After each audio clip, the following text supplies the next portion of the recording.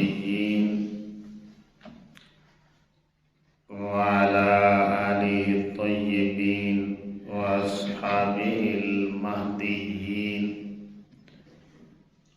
وعلماء أمته المحققين وأولياء ملته الواصلين وعلينا معهم أجمعين. أما بعد فأعوذ بالله السميع العليم من الشيطان اللعين الرجيم. بسم الله الرحمن الرحيم. ألا إن أولياء الله لا خوف عليهم ولا هم يحزنون الذين آمنوا وكانوا يتقون لهم البشرى في الحياة الدنيا وفي الآخرة لا تبديل لكلمات الله ذلك هو الفوز العظيم. صدق الله مولانا العظيم. إن الله وملائكته يصلون على النبي يا أيها الذين آمنوا صلوا عليه وسلموا تسليما. الصلاة والسلام عليك يا سيدي يا رسول الله. الصلاة والسلام عليك يا سيدي يا نبي الله وعلى آلك وأصحابك يا سيدي يا رحمة للعالمين. رب اشرح لي صدري ويسر لي أمري واحلل عقدة من لساني يفقهوا قولي. اللهم نور قلوبنا بالقرآن وزين أخلاقنا بالقرآن ونجنا من النار بالقرآن وادخلنا في الجنة بالقرآن. اللہ رب العزت کی حمد و ثنا اور آقا کریم صلی اللہ تعالی علیہ وآلہ وسلم کی بارگاہ ناز میں درود و سلام کا نذرانہ پیش کرنے کے بعد آپ تمامی احباب کے سامنے سورہ یونس کی 62, 63 اور 64 نمبر یہ آیات طیبات تلاوت کرنے کا شرف حاصل کیا ہے. میں دعا کرتا ہوں کہ اللہ رب العزت مجھے حق بیان کر کے سنا کے ہم سبھی کو عمل کی توفیق عطا فرمائے. امام الانبیاء صلی اللہ تعالی علیہ وسلم کے علماء، آج کا جو ہمارا مضمون ہے وہ شان اولیاء اللہ، اور پھر انشاءاللہ تعالی حضور سیدنا شیخ المشائخ سیدنا حضور شیخ عبدالقادر جیلانی الحسنی والحسینی آپ کا بھی تذکرہ خیر ہوگا، اور دیگر اصلاحی جو پہلو ہیں ان کو بھی ہم بیان کریں گے. اللہ رب العزت آج کی ہماری حاضری با مقصد بنائے، اپنی بارگاہ میں قبول فرما کے ہمارے لیے ذریعہ نجات بنا دے. امام الانبیاء صلی اللہ تعالی علیہ وسلم کے علماء جس دور میں ہم سر سے لے رہے ہیں، یہ دور بڑے فتنوں کا دور ہے. جس بندے کو اپنے ایمان کی عقیدے کی فکر نہیں ہے، ایک نہ ایک دن وہ بندہ گمراہ ہو جاتا ہے. آج ہمارے جو سٹیجز ہیں ان پہ ان لوگوں کو سنا جاتا ہے جو بازاری زبان استعمال کرتے ہیں، جو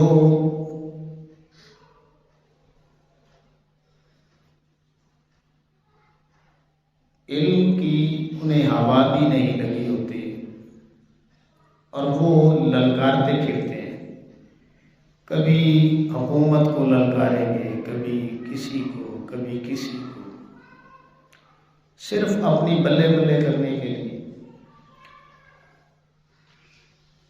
بازاری زبان استعمال کر لینا یہ سب کا کام ہے، لیکن کسی بھی عنوان سے یا مضمون کے ساتھ وفا کرنا، اس پہ قرآنی دلائل دینا اور پھر احادیث مبارکہ اس پہ بیان کرنا، یہ کام مشکل کام ہے۔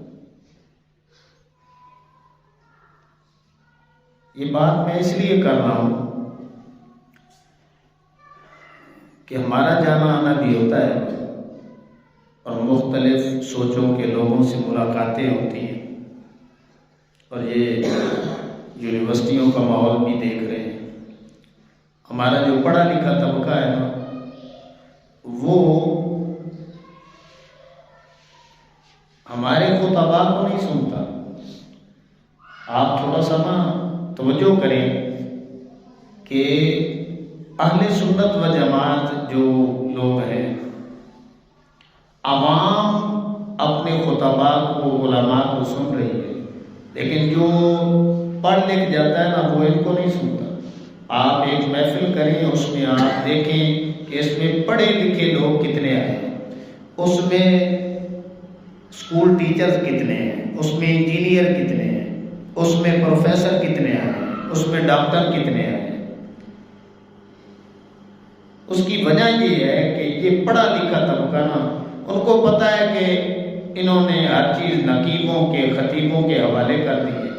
انہوں نے ممبروں کے بیچ پہ کوئی اللہ کا کلام تو سنانا نہیں ہے، نہ ہی حدیث مبارکہ سنانی ہے، انہوں نے ناچنا ہے، ڈرامے بازیاں کرنی ہے، اور قوم ہلڑ بازی پہ، تماشوں پہ، بازاری زبان استعمال کرنے پہ وہ خوش ہوتی ہے۔ تو اس لیے امام الانبیاء صلی اللہ تعالی علیہ وسلم کے غلاموں، اگر آپ اپنے دین سے، ایمان سے، عقیدے سے محبت کرتے ہیں تو آج بڑے فتنوں کا دور ہے، اس میں ہلڑ بازی کرنے والے، اس میں بازاری زبان استعمال کرنے والے، اور اس میں سٹیجوں پہ ناچنے گانے والے، اور ایسے لوگ جو جنہیں ناظرہ قرآن بھی پڑھنا نہیں آتا، ان سے ہمیں اپنی جان چھڑانی پڑے گی۔ اب میں نے یہ پچھلا جمعہ آپ کو پڑھایا ہے نا، تو میں نے اولیاء اللہ کی آیہ کریمہ جب پڑھی ہے تو پھر میں نے وہ تفسیر آپ کے سامنے رکھی ہے جو آقا کریم علیہ الصلوۃ والسلام نے بیان کی۔ ہماری گفتگو جو بھی سنے گا، میں نے اس کا حدیث پاک کا حوالہ بھی دیا۔ اس کی وجہ یہ ہے کہ آج جو لوگ ہیں نا، پڑھا لکھا طبقہ، وہ جب یہ فراڈی لوگوں کے ہتھے چڑھتا ہے نا، وہ جو کہتا ہے کوئی اولیاء اللہ ہے نہیں، ہم کسی کو نہیں مانتے۔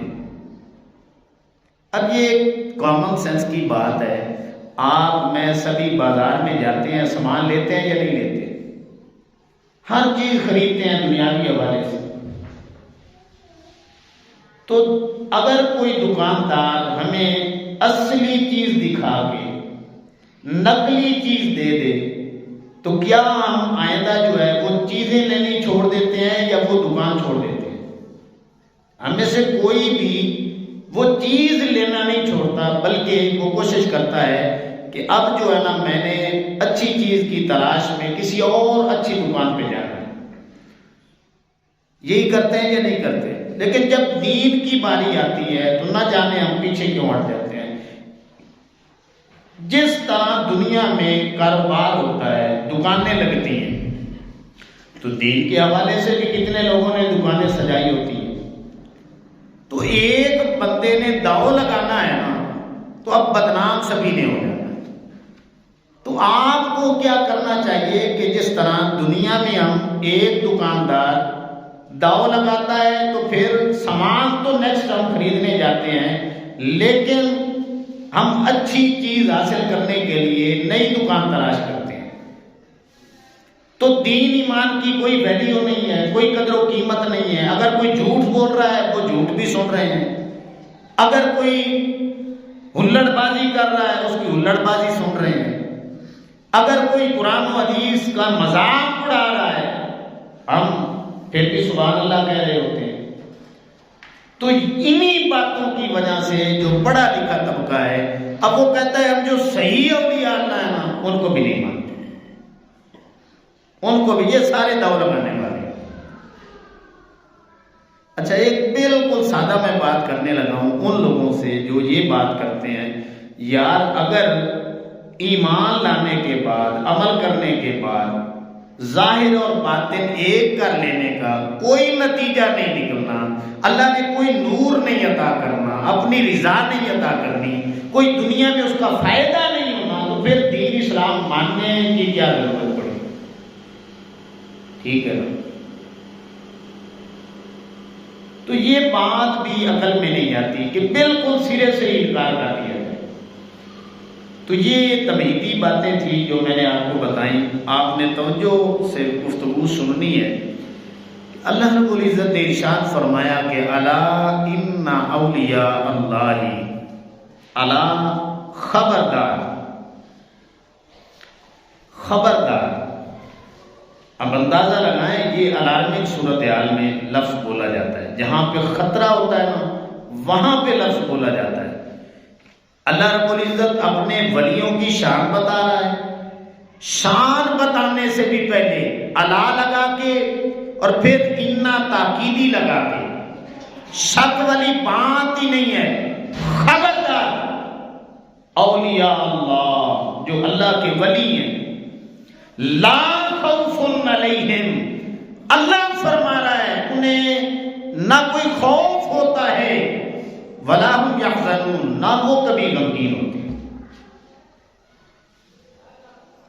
یہ باپ اپنے بیٹوں کو اور مائیں اپنی بیٹیوں کو، والدین اپنی اولاد کو نا جہاں پہ خطرہ ہو نا جان جانے کا تو وہ منع کرتے ہیں. بچہ جانے لگے نا کہیں اور بھی تو وہ کیا کہتے ہیں پیچھے سے خبردار ادھر نہیں جانا. کیوں؟ اس لیے کہ خبردار کیوں کیا جا رہا ہے کہ یہاں اب جان جانے کا خطرہ ہے. ٹھیک ہے نا؟ کوئی خطرہ ہے، کوئی دشمنی ہے، کوئی جو ہے وہ ننگی تار کھڑی ہے، 100 صورتحال بن سکتی ہیں تو والدین منع کرتے ہیں خبردار ادھر نہیں جانا. اللہ فرماتا ہے میرے بندو او کم از کم کامن سینس میں سوچ لو. تم کہتے ہو کوئی اولیاء اللہ نہیں ہے، کوئی اللہ کے ولی نہیں ہے. میں مالک ہوں کہ تمہیں ان کی شان بتلانے سے بھی پہلے تمہیں الرٹ کر رہا ہوں، خبردار کر رہا ہوں. الا ان اولیاء اللہ، وہ لوگ جن کی نسبت میرے ساتھ ہو جاتی ہے، تم کہتے ہو نا وہ کچھ نہیں ہوتے. اللہ فرماتا ہے میں نے ان کو شان یہ دے دی ہے، لا خوف علیہم، انہیں نہ کوئی خوف ہوتا ہے. تم کہتے ہو نا ان کے پاس کچھ نہیں ہوتا، ولا هم يحزنون، نہ ہی وہ کبھی غمگین ہوتے. لیکن ہوں اولیاء اللہ، اولیاء اللہ کی بات ہے. اللہ اکبر. تو امام الانبیاء صلی اللہ تعالی علیہ وسلم کے غلاموں، اب یہ بات ذہن میں رکھنے والی ہے کہ یہ جو اللہ نے فرمایا کہ انہیں کوئی خوف نہیں ہوتا، اس سے کیا مراد ہے؟ کیا اللہ کا خوف نہیں ہوتا؟ نہیں، اللہ کا ہی تو ان کے دلوں میں خوف ہوتا ہے، تبھی تو اولیاء اللہ بنتے ہیں. ٹھیک ہے نا؟ یہ جو لا خوف علیہم ہے نا، اس سے مراد یہ ہے کہ صرف وہ اللہ سے ہی ڈرنے والے ہوتے ہیں. جو اللہ کے علاوہ کسی سے ڈرتا ہے نا، کسی سے بھی ڈرتا ہے، وہ اللہ کا ولی ہونا تو بڑی دور کی بات ہے، وہ مومن ہی نہیں رہتا، وہ مومن ہی نہیں رہتا. اسی لیے حضور سیدنا شیخ عبد القادر جیلانی الحسنی والحسینی آپ کا یہ فرمان ہے، آپ فرمایا کرتے تھے کہ اگر کسی کے دل میں اللہ کے خوف کے علاوہ کسی کا خوف ہے، ولی تو بڑی دور کی بات ہے، تم کہتے ہو شاید مومن ہوگا، میرے نزدیک وہ مومن ہی نہیں ہے، وہ مشرک ہے، کہ جو درجہ اللہ کا ہے اس نے وہ درجہ بندوں کو دے رکھا ہے، تو وہ شرک کر رہا ہے۔ اندازہ لگائیں اولیاء اللہ کی تعلیمات پہ، آپ فرماتے ہیں کہ وہ مومن ہی نہیں ہے، میرا فتویٰ ہے کہ وہ مشرک ہو چکا ہے۔ اتنی ڈاڈی توحید اولیاء کرام کی ہوتی ہے، کیوں؟ اس لیے کہ وہ صرف اللہ سے ڈرنے والے ہوتے ہیں، اللہ سے ڈرنے والے ہوتے ہیں۔ اللہ اکبر۔ ایمان آپ کو پتہ ہے کس چیز کا نام ہے؟ ایمان۔ آقا کریم علیہ السلام کا فرمان ہے الایمان بین الخوف والرجاء، ایمان خوف اور امید ان دو کیفیتوں کے مل جانے کا نام ایمان ہے۔ یہ دو ملی جلی کیفیتیں اگر کسی میں آ جائیں تو آقا کریم علیہ السلام نے فرمایا کہ وہ بندہ مومن بن جاتا ہے۔ اگر صرف اللہ کا خوف ہے پھر بھی وہ مومن نہیں ہے، صرف اللہ پہ امید ہے اور خوف نہیں ہے پھر بھی وہ مومن نہیں ہے۔ اللہ رب العزت کے ساتھ جس بندے کا تعلق خوف اور امید والا بن جائے تو آقا کریم علیہ السلام نے فرمایا وہ بندہ مومن بن جاتا ہے، مومن بن جاتا ہے۔ قرآن مجید میں بھی آتا ہے نا، سورہ رحمان میں وَلِمَنْ خَافَ مَقَامَ رَبِّهِ جَنَّتَانِ، جو اللہ کے سامنے کھڑا ہونے سے ڈر گیا۔ اب یہ خوف کی میں آپ کو بات بتا رہا ہوں، جو اللہ کے سامنے کھڑے ہونے سے ڈر گیا۔ آقا کریم علیہ السلام کی تو وہ پچھلی حدیث پاک ہے نا کہ ملی جلی کیفیتوں کا نام خوف اور امید جس بندے کے دل میں آ جائے وہ مومن ہوتا ہے۔ اب قرآن مجید میں آپ کو سنا رہا ہوں، اللہ فرما رہا ہے کہ جس بندے کے دل میں میرا ڈر آ جائے، میرا خوف آ جائے اور کل قیامت والے دن میرے سامنے کھڑا ہونے سے وہ ڈر جائے کہ اللہ نے حساب لینا ہے، تو پھر کیا ہوگا؟ اللہ فرماتا ہے جنتان، ایسے بندہ مومن کو میں ایک جنت نہیں 2 جنتیں عطا فرماؤں گا، 2 جنتیں عطا فرماؤں گا۔ پھر ایک آیہ کریمہ جو 30ویں پارے میں بھی ہے، اللہ نے فرمایا وَلِمَنْ خَافَ مَقَامَ رَبِّهِ وَنَهَى النَّفْسَ عَنِ الْهَوَىٰ فَإِنَّ الْجَنَّةَ هِيَ الْمَأْوَىٰ، کہ جو اللہ کے سامنے کھڑے ہونے سے ڈر جاتا ہے، اللہ سے ڈر جاتا ہے اور حقیقی معنوں میں ڈر جاتا ہے اور اپنے نفس کی خواہشات کو وہ بندہ ترک کر دیتا ہے۔ قرآن مجید میں آتا ہے فَإِنَّ الْجَنَّةَ هِيَ الْمَأْوَىٰ، ایسے بندے کو اللہ رب العزت جنت المأویٰ اس میں ٹھکانہ دے دیتا ہے۔ اللہ اکبر۔ تو یہ اللہ کا خوف ہی تو بندہ مومن کے اندر ہوتا ہے، تب جا کے وہ اللہ کا ولی بنتا ہے۔ اگر خوف ہی نہیں ہے تو وہ ولی تو دور کی بات ہے، وہ بندہ مومن ہی نہیں بنتا۔ ایک عباسی خلیفہ ہے، وہ اپنی بیوی کے ساتھ بیٹھا ہوا ہے اور باتیں ہو رہی ہیں، اچانک لڑائی ہو جاتی ہے کسی بات پہ۔ تو بات جب آگے بڑھتی ہے نا تو بیوی جو ہے نا، بیوی اپنے خامد کو کہتی ہے کہ تو تے ہے ہی جہنمی، تو ہے ہی جہنمی۔ اب وہ عباسی خلیفہ جو ہے وہ کہتا ہے کہ اگر میں جہنمی ہوں نا، جہنمی، تو پھر میں تجھے 3 طلاقیں دیتا ہوں۔ بیوی نے کیا کہا کہ تو تے ہے ہی جہنمی، بادشاہ نے کیا کہا کہ اگر میں جہنمی ہوں نا تو پھر تیرا میرا رستہ جو ہے نا وہ الگ ہو چکا ہے، میں تجھے 3 طلاقیں دیتا ہوں۔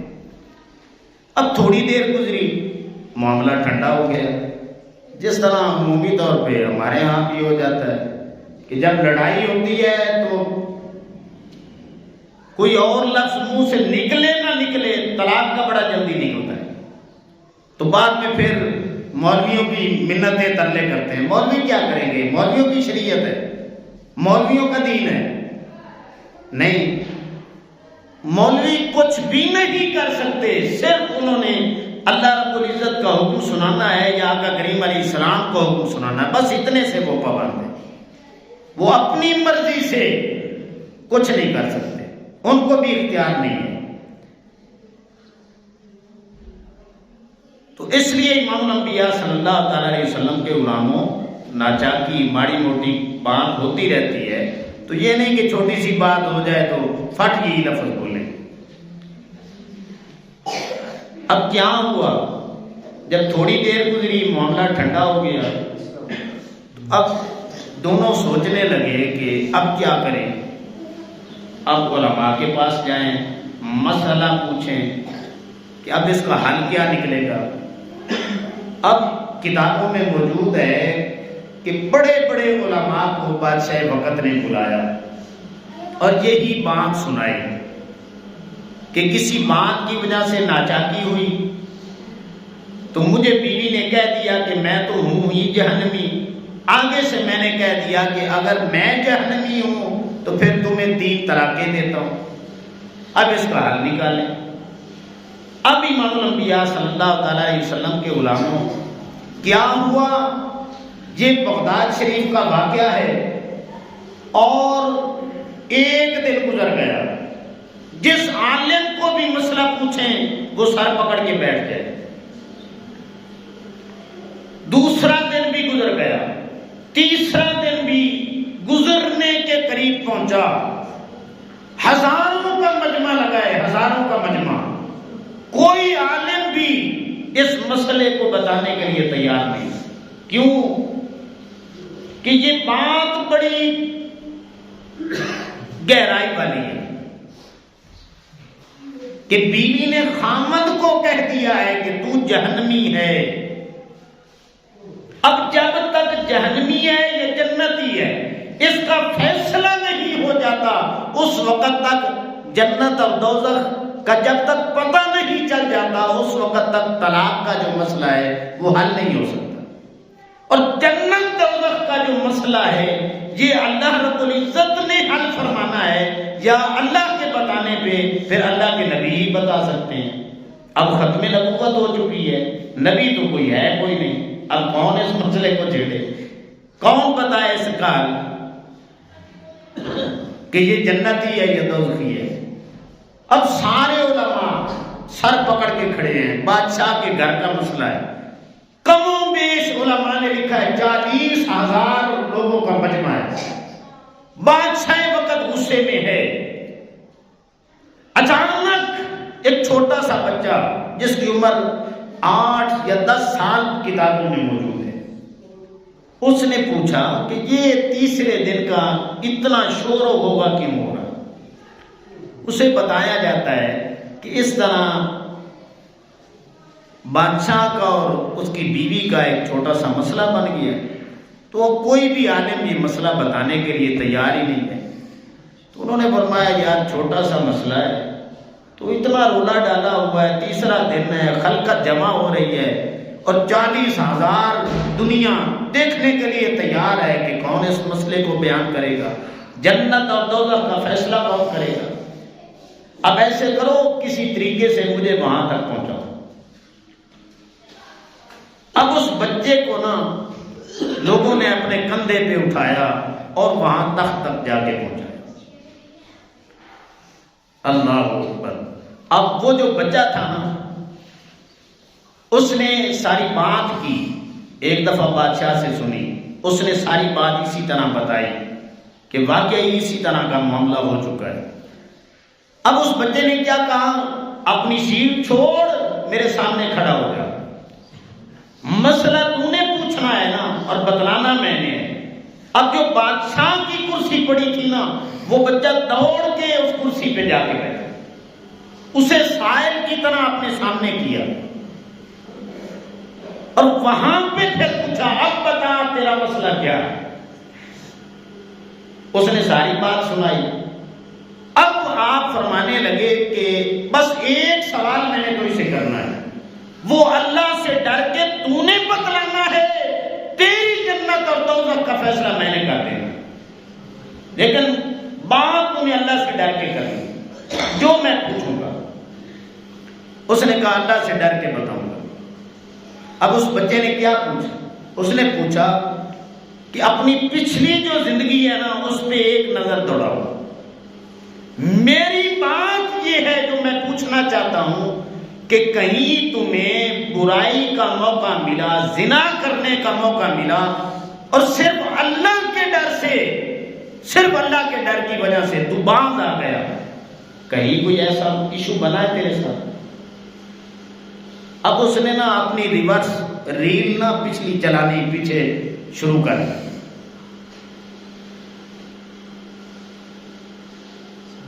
فوراً بولا، اس نے کہا ہاں ایک دفعہ ایسا ہو گیا تھا کہ میرے چاچا کی بیٹی تھی، میں تو چلتے چلتے بادشاہ بن گیا، لیکن وہ غربت کی چکی میں پستے چلے گئے۔ ایک وقت ایسا آیا کہ میری بڑی خواہش تھی کہ کسی طرح میرے چچا کی بیٹی مجھے مل جاتی، لیکن نہ مل سکی۔ اب غربت نے اتنا انہیں پریشان کیا کہ وہ میرے پاس آ گئی، اس نے مجھ سے مدد مانگی، پیسے مانگے، تو میں نے کہا کہ تیرا مسئلہ میں حل کر دیتا ہوں، تو میرا مسئلہ حل کر دے۔ اب تنہائی ہے، یا وہ لڑکی ہے یا میں کمرے میں موجود ہوں۔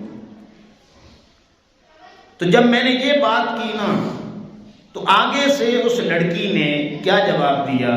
اس نے کہا کہ خلیفہ وقت اللہ سے ڈریے، اللہ سے ڈریے، میں نے زندگی بھر گناہ نہیں کیا، زندگی بھر، آج غربت نے اتنا پریشان کر رکھا ہے کہ یہ گناہ بھی مجھے کرنا پڑے گا۔ بس جب اللہ سے ڈرنے کی باری آئی میں نے مدد بھی کی اور میں نے کہا میں اللہ سے ڈر گیا، جا یہ پیسے لے لے، اور میں اللہ سے ڈر گیا۔ بس اتنی بات کی، اس بچے نے فیصلہ کر دیا کہ تو جنتی ہے۔ اونچی آواز سے بولنے، اس بچے نے فیصلہ کر دیا کہ تو جنتی ہے۔ آپ جو تیسرے دن کے علماء کھڑے تھے انہوں نے پکڑ لیا، انہوں نے کہا ایسے تو نہیں، تو نے جنتی کہہ دیا تو یہ جنتی بن گیا، اب اس پہ ہمیں حوالہ دو، کوئی مضبوط بات کر تب تیری بات مانی جائے گی۔ ایسے نہیں ہے، وہ جتنے ہزاروں علماء جمع تھے نا، اکٹھے تھے، انہوں نے پکڑ لیا، پیسے نہیں جانے دیں گے، جنت کا فیصلہ کس بنیاد پہ کیا ہے؟ تو امام، وہ جو بچے تھے بعد میں بڑے ہوئے اور وہ امام شافعی تھے رحمت اللہ تعالی علیہ، اب عمر 8 یا 10 سال ہے، آپ فرماتے ہیں کہ چھوڑو میں تمہیں اس پہ قرآن کی آیت پیش کرتا ہوں، اللہ کا فرمان سناتا ہوں۔ اب انہوں نے پوچھا کہ کون سی آیت ہے؟ تو انہوں نے یہی آیت کریمہ پڑھی، وَلِمَنْ خَافَ مَقَامَ رَبِّهِ وَنَهَى النَّفْسَ عَنِ الْهَوَىٰ فَإِنَّ الْجَنَّةَ هِيَ الْمَأْوَىٰ، جو اللہ کے سامنے کھڑا ہونے سے ڈر گیا اور اپنی نفسانی خواہشات کو ترک کر دیا، اللہ کا یہ فیصلہ ہے کہ ایسے بندے کو میں نے اپنی جنت المأویٰ میں مقام عطا فرمایا۔ تو جب جنتی ہونے کا فیصلہ ہو چکا تو امام شافعی رحمت اللہ علیہ فرمانے لگے اب میں لکھ کے دیتا ہوں تیری طلاق بھی نہیں، اب میں لکھ کے دیتا ہوں طلاق بھی نہیں۔ تو امام الانبیاء صلی اللہ تعالی علیہ وسلم کے غلاموں، جس دل میں اللہ کا ڈر آ جاتا ہے نا، وہ ہر اٹھتا قدم وہ پھونک پھونک کے رکھتا ہے۔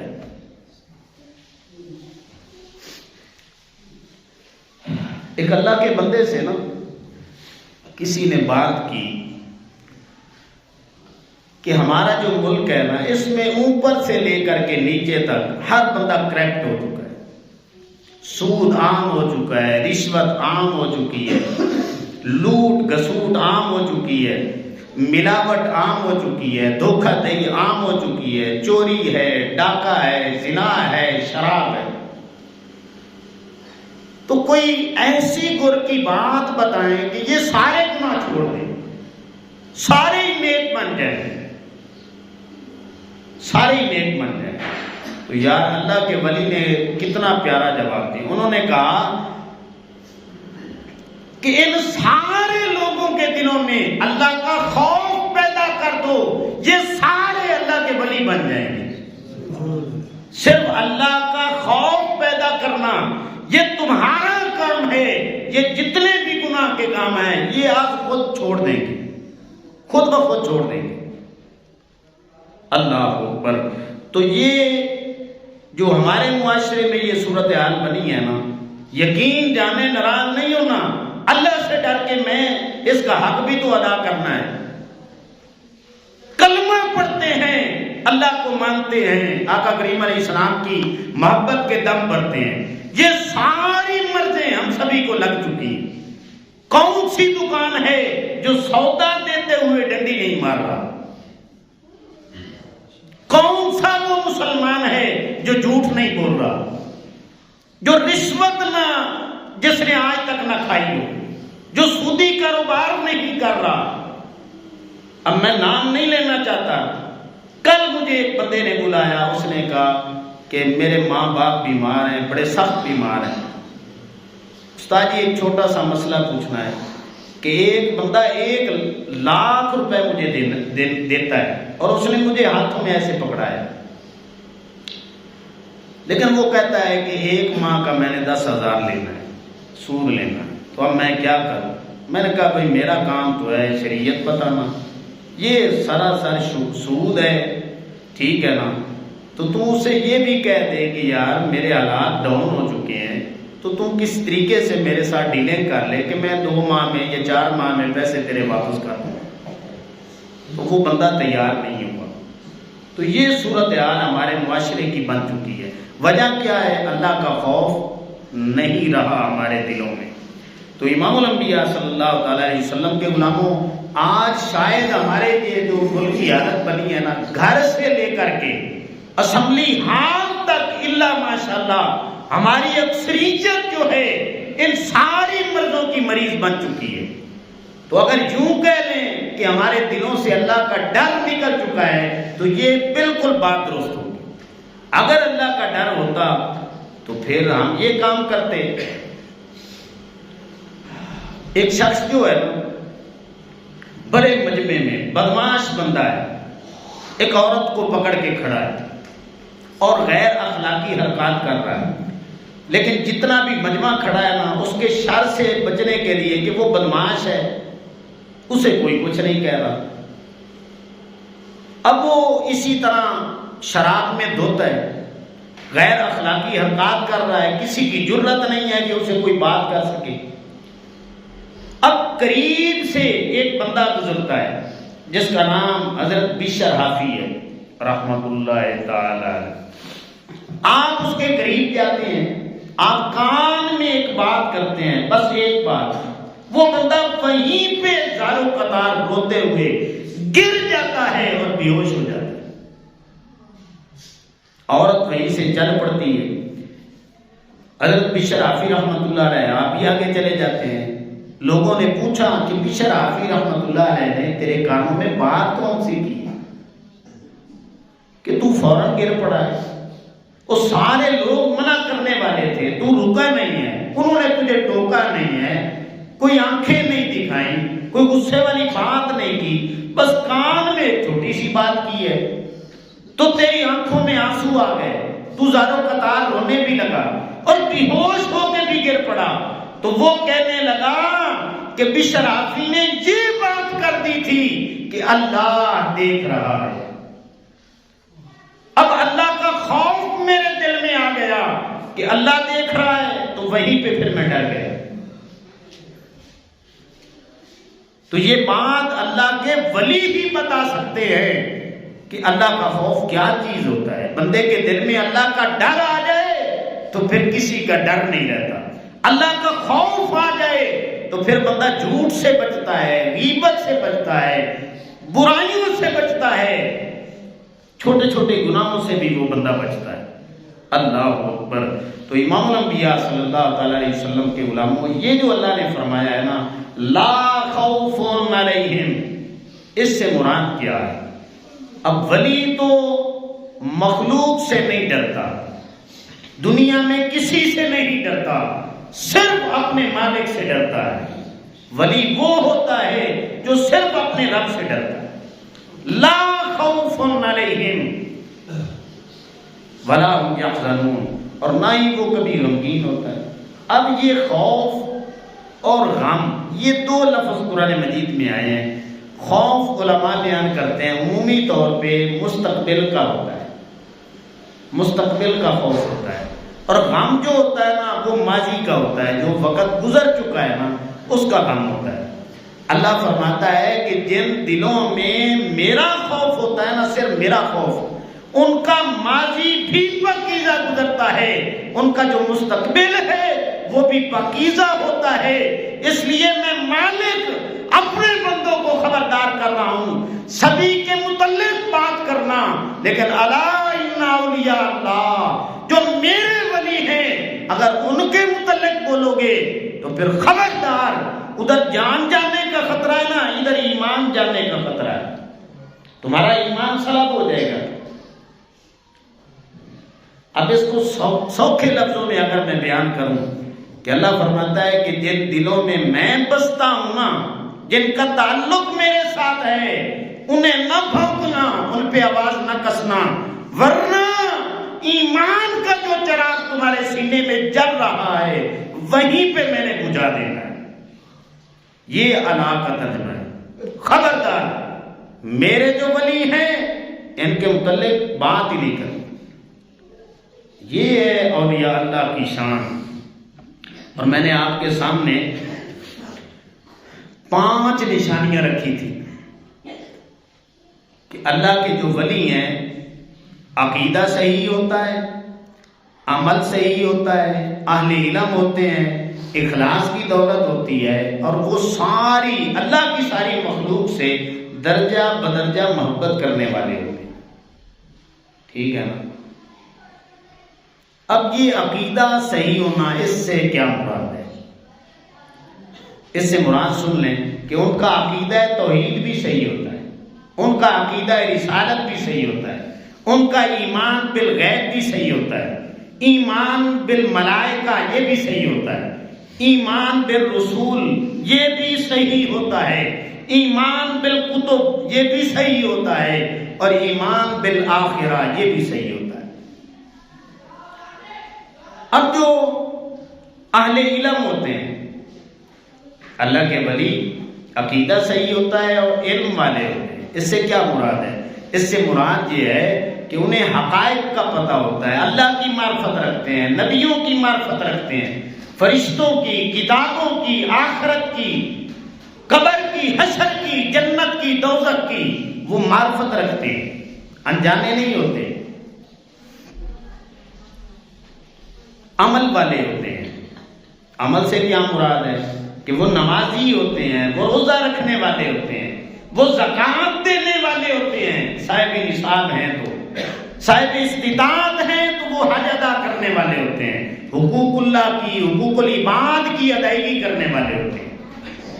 اخلاص ان کے پاس ہوتا ہے. اس سے کیا مراد ہے؟ کہ وہ جتنے بھی عمل کرتے ہیں, جتنے بھی عمل کرتے ہیں, چاہے وہ بڑے سے بڑا ہو یا چھوٹے سے چھوٹا, ان کی نیت یہ ہوتی ہے کہ بس میرا مالک راضی ہو جائے. اور پھر 5ویں جو نشانی ہے کہ وہ اللہ کی ساری مخلوقات سے درجہ بدرجہ محبت کرنے والے. اب یہ دیکھیں نا, ہمیں شریعت نے کافروں کے متعلق بھی ایک حکم دے رکھا ہے کہ ان کے لیے ہدایت کی دعا کرو. ہم کرتے ہیں یا نہیں کرتے؟ تو یہ بھی ایک محبت کا پہلو ہے. اب جو جتنا ایمان والا مضبوط ہوگا اس کے ساتھ رشتہ اتنا مضبوط ہوگا. جو اور کمزور ہوگا اس کے ساتھ رشتہ بھی کمزور ہوگا. اسی طرح درجہ بدرجہ اللہ کی مخلوقات چاہے وہ جانور ہی کیوں نہ ہو، تو اللہ کا ولی درجہ بدرجہ اللہ کی ساری مخلوقات، اس کو پتہ ہوتا ہے کہ میں نے اس کو کتنی محبت دینی. اللہ اکبر. تو اب یہ ذہن میں رکھ لیں کہ آج جو ہمارا معاشرہ ہے نا، وہ بھی اب ایسی صورتحال اختیار کر چکا ہے کہ جو جتنا ننگا ہے نا، جس کے بدن پہ کپڑے نہیں ہیں، جس کو مہینوں گزر چکے ہیں جو نہایا نہیں ہے، جو کتوں کی لڑائی کرواتا ہے، جانوروں کو آپس میں لڑائی کروانے کا شوق رکھتا ہے اور خسروں کو نچاتا ہے اور بیٹھے بٹھائے جنت تقسیم کرتا ہے، ہم اس کو اتنا ہی بڑا اللہ کا ولی مان لیتے ہیں. یہ ہماری غلطیاں ہیں جو ہم کر رہے ہیں کہ جو لڑائیاں کتوں کی، جانوروں کی، سور کتے کا شکار، کتوں کی لڑائی، مرغوں کی لڑائی، یہ ہمارے معاشرے میں عام ہو چکی ہے. اور حدیث پاک میں آتا ہے، یہ حضرت عبداللہ ابن عباس رضی اللہ تعالیٰ عنہ کے حوالے سے ہے، ابو داؤد میں ہے، 2562 نمبر حدیث پاک. آقا کریم علیہ السلام نے فرمایا، نہا رسول اللہ صلی اللہ علیہ وسلم عن التحریش بین البہائم. آقا کریم علیہ السلام نے سختی کے ساتھ جانوروں کی لڑائی سے منع کیا. کیوں منع کیا؟ اس کی وجہ علماء بیان کرتے ہیں کہ جانور لڑیں گے نا، ان کو بھی تکلیف ہوتی ہے، اور قیامت کا دن آئے گا، قیامت کا یہ جو لڑائیاں کرواتے ہیں سن لیں، قیامت کا دن آئے گا، وہ جانور اپنے مالک کی شکایت کرے گا اللہ کی بارگاہ میں.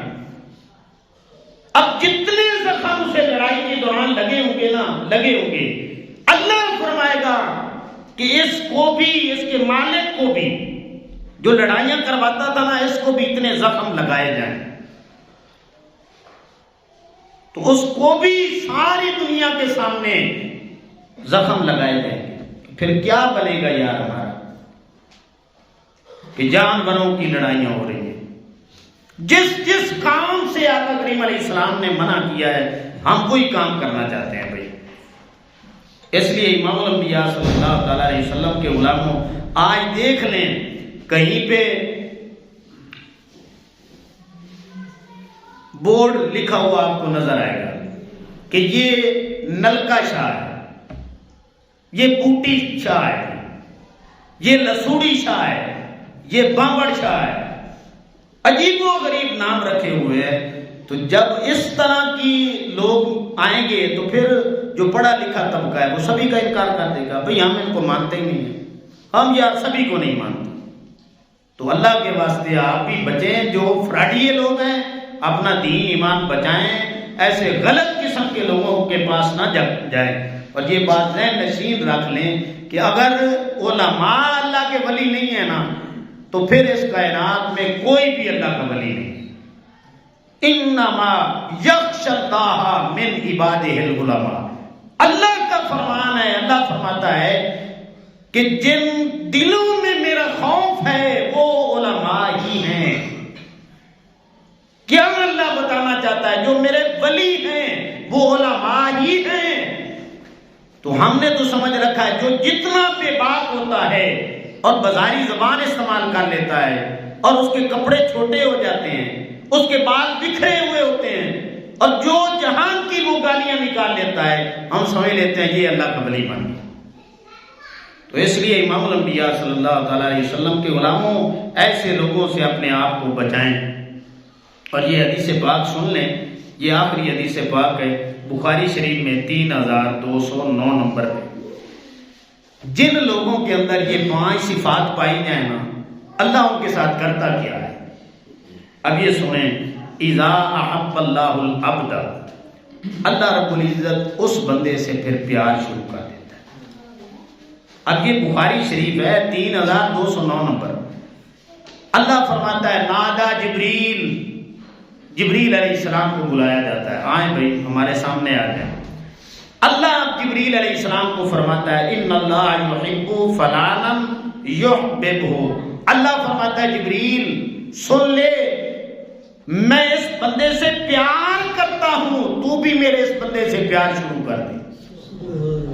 اب جبریل علیہ السلام پیار شروع کرتے ہیں نا، تو اب وہ کیا کرتے ہیں، ساتوں آسمانوں کے جتنے فرشتے ہیں نا ان کو اکٹھا کرتے ہیں۔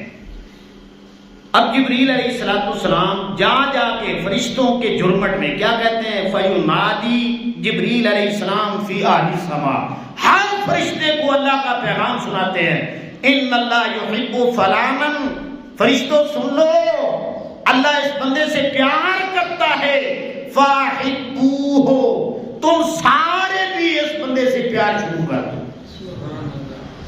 اب اللہ اپنے ولی سے اظہار محبت کر رہا ہے، ولایت کا اعلان کر رہا ہے، آسمانوں پہ چرچے ہو چکے ہیں، پھر کیا ہوتا ہے،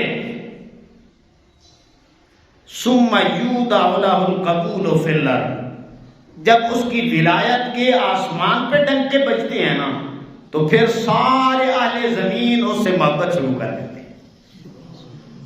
اب جبریل علیہ السلام نے پیغام زمین پہ نہیں پہنچایا، صرف آسمانوں تک پہنچایا ہے، لیکن اب اللہ رب العزت کیا کرتا ہے کہ اس بندہ مومن جو اللہ کا ولی ہے، جب اللہ پیار کرتا ہے، جبریل علیہ السلام کرتے ہیں، اللہ کی سارے فرشتے محبت کرتے ہیں، تو وہ محبت اللہ اپنی دیگر جو مخلوقات ہے ان کے دلوں میں بھی پیدا کر دیتا ہے، پھر لوگ اس سے محبت شروع کر دیتے ہیں۔ تو امام الانبیاء صلی اللہ تعالی علیہ وسلم کے علماء ایسے لوگ جو اہل علم ہیں، جن کا عقیدہ صحیح ہے، جن کا عمل صحیح ہے، جو اخلاص کی دولت اپنے پاس رکھتے ہیں اور اللہ کی ساری مخلوقات سے درجہ بدرجہ محبت کرنے والے ہیں، اپنی نسبت اگر کرنی بھی ہے تو ان لوگوں کے ساتھ کریں۔ میں دعا کرتا ہوں کہ اللہ رب العزت میری سب کی حاضری قبول فرمائے اور اللہ رب العزت اپنے نیک بندوں میں ہم سبھی کو شامل کر لے۔ وما علینا الا البلاغ۔